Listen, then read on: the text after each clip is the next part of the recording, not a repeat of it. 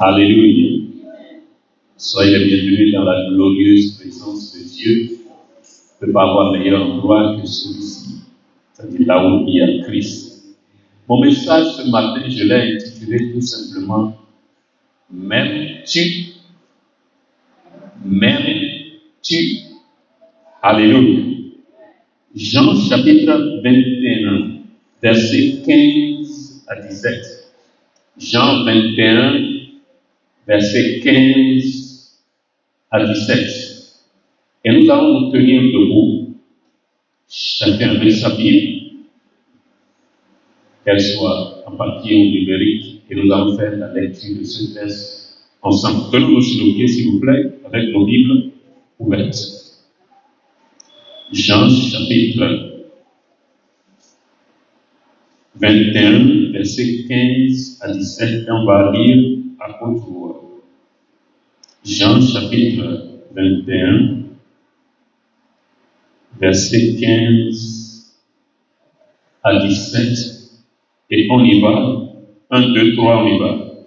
Après qu'ils eurent mangé, Jésus dit à Simon-Pierre, « Simon, fils de Jonas, m'aimes-tu plus que ne m'aiment ceux-ci » Il lui répondit, « Oui, Seigneur, tu sais que je t'aime. » Jésus lui dit, « Paie mes agneaux. » Il lui dit une seconde fois, « Simon, fils de Jonas, m'aimes-tu » Pierre lui répondit, « Oui, Seigneur, tu sais que je t'aime. » Jésus lui dit, « Paie mes brebis. » Il lui dit pour la troisième fois, « Simon, fils de Jonas, m'aimes-tu » Pierre fut attristé de ce qu'il lui avait dit pour la troisième fois. « M'aimes-tu » Et il lui répondit, « Seigneur, tu sais toutes choses. Tu sais que je t'aime. » Jésus lui dit, « Paie mes brebis. » Alléluia. Seigneur, bénis l'écoute de ta parole et que nos vies ne soient point les mêmes. Merci de nous avoir exaucés. Au nom de Jésus, nous allons prier. Tu peux t'asseoir en applaudissant très fort pour Jésus. Alléluia. Alléluia. Maintenant, cette question adressée à Pierre 3 fois n'était pas anodine. Il y a une raison pour cela. Et vous savez, chaque fois que Dieu dit la même chose déjà 2 fois, il faut savoir que c'est sérieux. Alléluia. Et le fait que Jésus a adressé cette parole, cette question 3 fois à Pierre, devrait nous amener à comprendre qu'il y a du sérieux. Alléluia. Pourquoi il lui a posé cette question 3 fois? Parce que quelque chose s'était passé dans le livre de Matthieu que nous allons essayer de voir. Matthieu chapitre 4, verset 18 à 20. Matthieu chapitre 4, verset 18 à 20. Matthieu 4, 18 à 20. Et j'en fais la lecture pour vous. Comme il marchait le long de la mer de Galilée, il vit 2 frères, Simon appelé Pierre et André son frère, qui jetaient un filet dans la mer, car ils étaient pêcheurs. Il leur dit, « Suivez-moi et je vous ferai pêcheurs d'hommes. » Aussitôt ils laissèrent les filets et le suivirent. Alléluia. Amen. Jésus donc avait déjà appelé Pierre des jours, des semaines avant. Que dis-je? Même 3 ans et demi avant. 3 ans et demi avant, il l'avait déjà appelé à un ministère à plein temps. Suivez-moi et je ferai de vous des pêcheurs d'hommes. C'était des pêcheurs de poissons. Et Jésus est allé les trouver dans leur business, là où ils jetaient les filets pour pêcher du poisson. Et Jésus les a aidés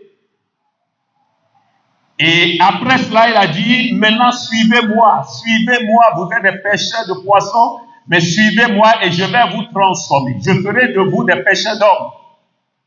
Et la Bible dit, il laissait les filets et le suivirent pour rester désormais avec lui. Mais après la mort et la résurrection de Jésus, Pierre était avec certains apôtres. Et subitement, il s'est levé. Il a dit, je m'en vais pêcher du poisson. Et la Bible dit, tous ceux qui étaient autour de lui se sont levés et l'ont suivi. Nous irons avec toi. Contrairement à l'appel qui lui avait été lancé il y avait 3 ans, 6 mois déjà. Et ils le suivirent. Et ils sont allés jeter les filets, ils ont travaillé, ils n'ont rien pris, ils sont revenus bredus. Même pas un crétin dans leur bac. Il n'y avait même pas un crétin dans leur bac. Ils sont revenus tels qu'ils sont partis. Alléluia. Et Jésus est intervenu, il est venu, il lui est apparu. Et puis il a dit, mes enfants, avez-vous quelque chose à manger? Rien. Ok. Et la Bible dit, quand ils sont descendus, ils ont vu, il y avait déjà du poisson sur de la pierre. Jésus braisait déjà du poisson pour eux. Quand ils sont descendus, ils ont vu du poisson. Et ils ont mangé à satiété. Et après avoir mangé, Jésus s'est tourné vers Pierre. Pierre, tu sais que tu m'aimes réellement? M'aimes-tu réellement? Mais oui, Seigneur, tu le sais. Alors si tu m'aimes, fais mes brebis. Si tu m'aimes, fais mes aliments. Avant d'aller plus loin, nous allons nous faire une pause et essayer de tirer quelques leçons de cette histoire. 5 leçons qu'on peut y tirer. La toute première leçon est que tout le monde n'est pas autorisé. Et je voudrais que nous écoutions cela attentivement. Ce n'est pas tous les pasteurs qui sont autorisés à coupler le commercial avec le sacerdotal. Alléluia. Ce n'est pas tous les pasteurs qui peuvent, tout en servant Dieu, avoir un business, une affaire à côté. C'était quoi le problème de Pierre? Laissez tout, suivez-moi, je ferai vous des pêcheurs d'hommes. Et après, il est retourné, Jésus a dit, tu sais que tu m'aimes? Si tu m'aimes, paie mes brebis, paie mes agneaux, occupe-toi de mon peuple. Ne retourne pas à la pêche. Alléluia. S'il y a des gens qui sont autorisés à faire autre chose avec le ministère, ce n'est pas tout le monde. Et arrêtez de demander aux pasteurs d'aller travailler comme si ce qu'ils font n'est pas déjà suffisamment du travail. Alléluia. Amen. S'il est médiocre, on va lui dire d'aller travailler. S'il ne connaît pas son boulot, peut-être qu'il n'a pas sa place là. Mais de grâce, ceux qui font bien leur boulot, laissez-les s'occuper de ça. On entend ça très souvent, aller travailler, ce n'est pas paresseux. Je ne connais pas un travail qui soit aussi compliqué que le ministère. Ce que vous voyez ici, là, on vient devant vos prêches, là. Beaucoup d'entre vous pouvez faire. Alléluia. Il y a des gens parmi vous qui sont beaucoup plus éloquents que nous. Je suis sûr que si on remet le micro à certains d'entre vous, vous allez faire mieux que moi. Alléluia. Mais ce que vous voyez là, ce n'est que 20% du boulot. Alléluia. 20% seulement du boulot. La prédication, l'enseignement de la parole, ce n'est que 20% du boulot du pasteur. Ce qu'il y a derrière. Alléluia. Donc c'est la partie visible de l'iceberg que vous voyez. Le reste est caché, que vous ne connaissez pas. Le ministère pastoral est le seul métier que je connaisse qui embrasse beaucoup de métiers. On est psychologue, on est conseiller familial, on est médecin. Alléluia. On est tout. On fait tout. Tout. Et le seul métier où vous devez tout accepter, on vous jette toutes les ordures dessus et puis vous vous taisez. Je n'ai jamais voulu être pasteur. Jamais. Parce que j'avais vu des choses. J'ai entendu des choses. J'avais ma vision personnelle, ce que je voulais devenir dans la vie. Alléluia. Amen. C'est la nature du boulot. C'est la nature du boulot.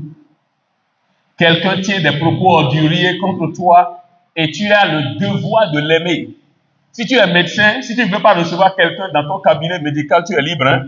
Lui, je ne veux pas le recevoir ici. Mais le pasteur ne peut pas faire ça. Alléluia. Tu m'injuries aujourd'hui, tu reviens le dimanche prochain pendant l'onction, je te vois venir, je dois t'aimer dans mon cœur. Je ne dois même pas t'appliquer l'onction avec des pensées dans le cœur. Je n'en ai pas le droit. Tu m'as maudit et le lendemain tu es là, je vais prier pour les malades. Je ne dois même pas t'imposer les mains. Avec l'amertume au cœur, sinon tu risques de mourir. Et ce serait ma responsabilité devant Dieu. Je dois t'aimer malgré tout ce que tu dis et tout ce que tu fais. Alléluia. Le boulot le plus compliqué que je connaisse, quand on n'est pas dedans, on ne sait pas. C'est toi qui penses que c'est le boulot d'être paresseux et qu'il ne travaille que les dimanches, les mercredis et les vendredis. Alléluia. Amen. Si j'avais à choisir ça. Voilà la première leçon qu'on peut tirer de là. Donc ne forcez pas les gens à aller dire c'est le ministère, aller travailler. Je connais quelqu'un qui l'a fait. Et dès qu'il s'est engagé dans le business, hey, alléluia, il a trouvé du jus. Il n'était plus là. Il a préféré continuer avec ça. Ils l'ont perdu comme ça. Il a continué avec le commerce. Il y a trouvé du jus. Il a continué. Et le peuple l'a perdu jusqu'au jour de sa mort. Alléluia. Donc voilà la première chose qu'on peut tirer comme leçon. Deuxièmement, il y a une différence entre ça n'a pas encore marché et ça n'a pas marché. Quand Dieu les a appelés au ministère, ils ne voyaient rien venir à l'horizon. Rien. Alléluia. Et Pierre s'est dit, est-ce que nous allons passer notre vie à attendre? C'est de ça que nous allons nous nourrir. C'est avec ça que nous allons entretenir nos familles. Cet homme, quand il était avec nous, c'est lui qui prenait soin de nous. Il prenait soin de nos familles respectives. Maintenant, il n'est pas là. Il n'est pas là. Il faut être prudent. Et peut-être qu'il y avait aussi la pression de la famille de chacun. Celui que vous appelez votre maître, il est mort et il a été enterré. Et puis vous continuez de vous réunir, de vous rassembler. Qu'est-ce que vous allez tirer de ça? Nous devons savoir qu'il existe un monde de différence entre ce que je fais aujourd'hui n'a pas encore marché et ça n'a pas marché. Il y a une différence entre ça n'a pas encore marché et ça n'a pas marché. C'est pourquoi beaucoup abandonnent leur lieu de destin facilement. Les gens manquent de persistance, ils manquent de persévérance dans ce qu'ils font. Vous entreprenez quelque chose, vous ne voyez pas les fruits escomptés tout de suite là, et vous pensez que vous parvenez à une conclusion hâtive, ça ne va jamais marcher, il faut sauter sur autre chose. Et c'est ainsi que les gens sautent d'une activité à une autre. Finalement, ils se cherchent jusqu'au jour de leur mort. Pourquoi? Rien n'indique que ce que tu entreprends ne va pas réussir, si seulement tu peux attendre. Questionnez les grands hommes du monde, vous nous diront que ce n'est pas un chemin facile. Le chemin du succès n'est pas facile. Ce n'est pas une partie de plaisir. Alléluia. Les gens sont tombés plusieurs fois, ils ont échoué plusieurs fois avant d'être là où ils sont. Il faut la persévérance pour voir le fruit de tes efforts. Beaucoup de gens sautent d'activité en activité parce qu'ils n'ont pas compris qu'il existe un monde de différence entre les deux. Ces deux thèses-là, ça n'a pas marché et ça n'a pas encore marché. Ça n'a pas encore marché. Et je sais que ça, c'est un message pour quelqu'un ici qui est en train déjà de penser, d'envisager, abandonner. C'est un message pour quelqu'un ici. Accroche-toi. Accroche-toi. Accroche-toi. Il y a du jus derrière ce que tu fais. Accroche-toi. Au bout de tes efforts, il y a la gloire. Accroche-toi. Qui t'a dit au départ que ça sera facile? Qui t'a dit au départ que ça va marcher d'un seul coup? Accroche-toi. Alléluia. Alléluia. Donc ils ont décidé d'abandonner le ministère. retourner à la pêche parce qu'ils ne voyaient rien venir à l'horizon. Je ne sais pas ce que tu fais et que tu entrevois déjà d'abandonner pour aller ailleurs. Le Saint-Esprit te parle aujourd'hui. Ne laisse pas ta destinée derrière et commencer par courir après le vent. Alléluia. Si c'est ce que Dieu t'a donné à faire, toute autre activité que tu vas essayer, ce sera une poursuite de vent. Accroche-toi. Accroche-toi. Rien n'indique encore que ça ne va pas marcher. Rien n'indique encore que ça ne va pas prospérer. Alléluia. Alléluia. Alléluia.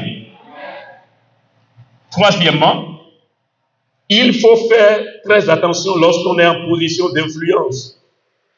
Pierre était le leader du groupe.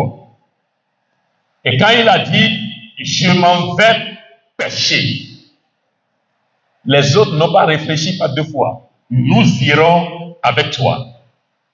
Voilà la position du leader. Voilà l'influence d'un responsable, d'une personne responsable dans la vie. En tant que parents, nous devons savoir que nous sommes en position d'influence. Employés en position d'influence. Les autres nous suivent. C'est pourquoi nous devons faire très attention pour ne pas influencer les gens négativement. Ces gens n'ont pas réfléchi deux fois. Dès qu'il a dit je m'en vais, ils l'ont suivi. Ils l'ont juste suivi. Si tu es en position d'influence, fais attention à ce que tu dis et ce que tu fais. Parce que les gens vont te suivre. Alléluia. Les gens vont te suivre. Les gens vont te suivre.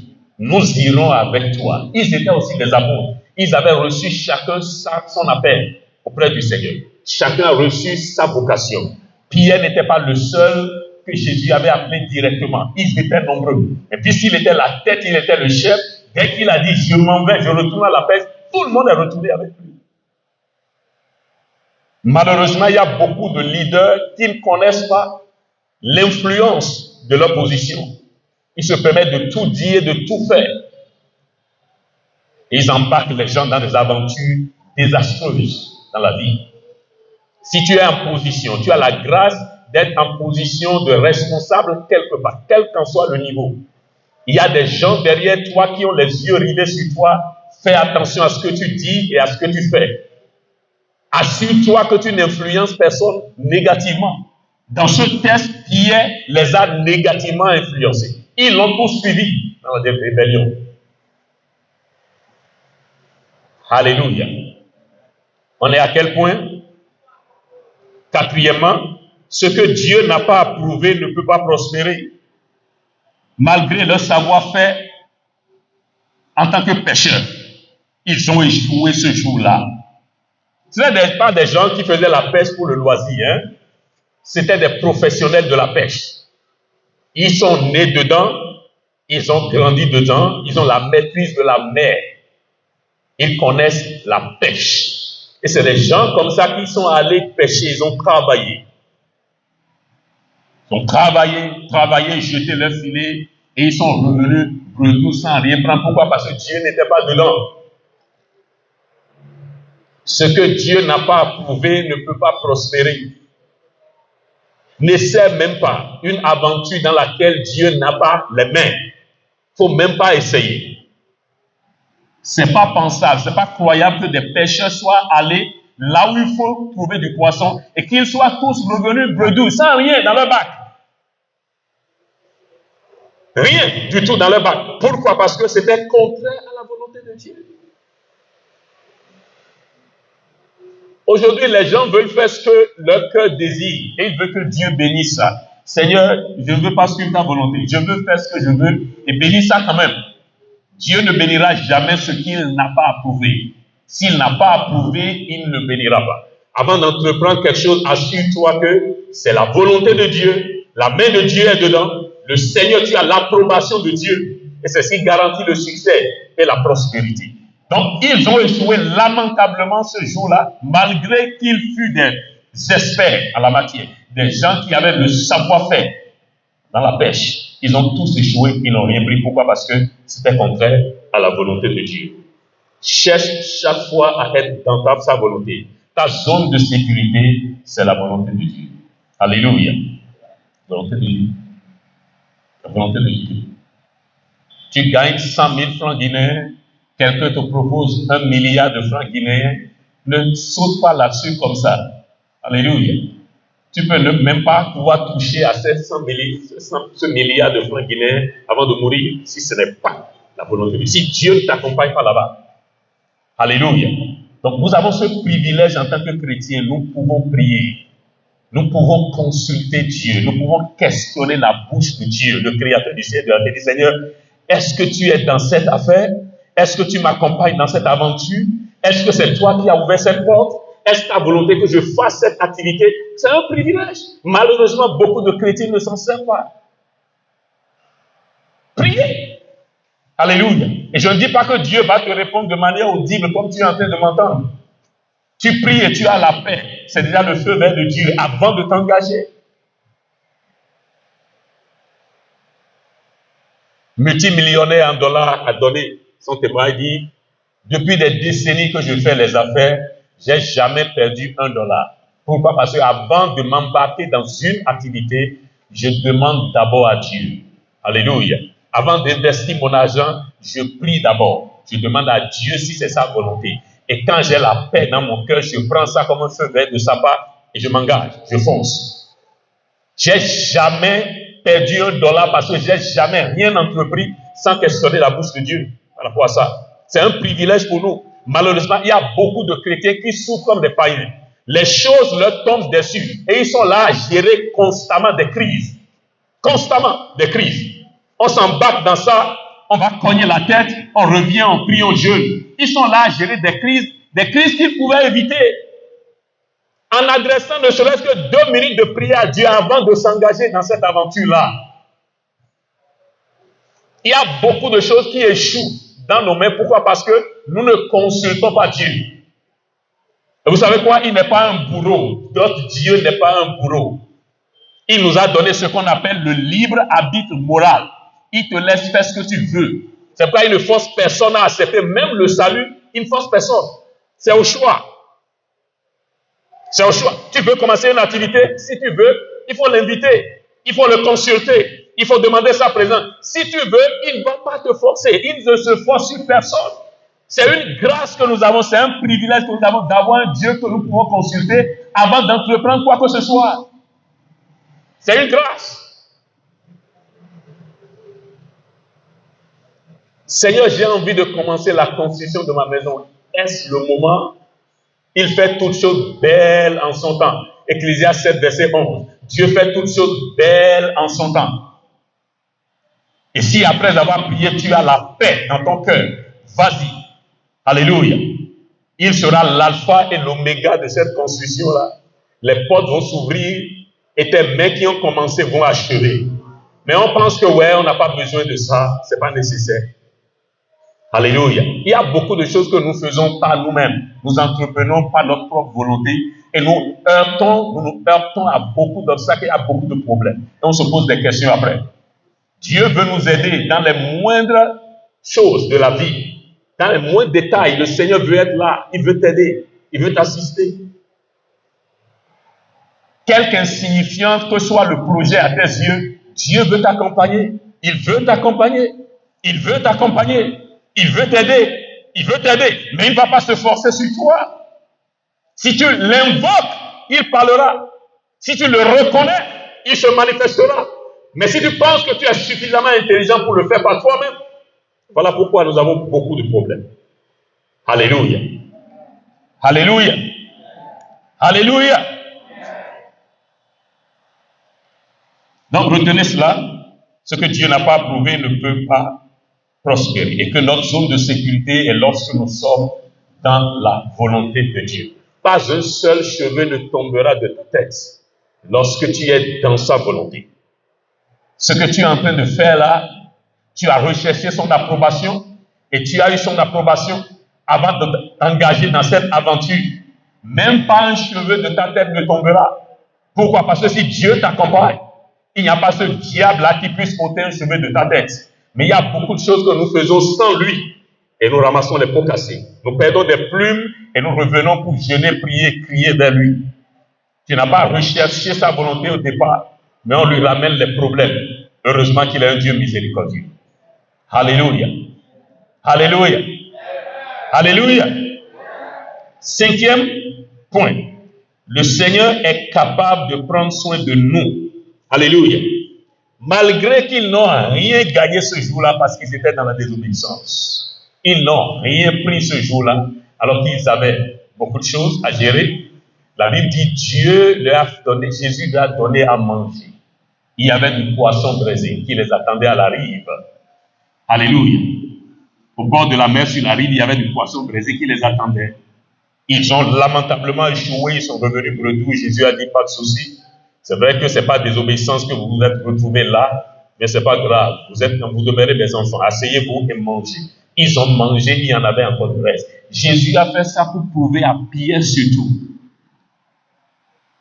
Si tu as peur pour ton avenir, si tu te demandes, est-ce que avec ça, je peux espérer quelque chose? Vois maintenant, tu as échoué dans ce que tu as appris à faire. Et moi, je te donne à manger. Jésus n'a-t-il pas dit, regardez les oiseaux du ciel qui ne sèment ni ne moissonnent. Et votre Père qui est dans les cieux les nourrit tout le temps. Alléluia.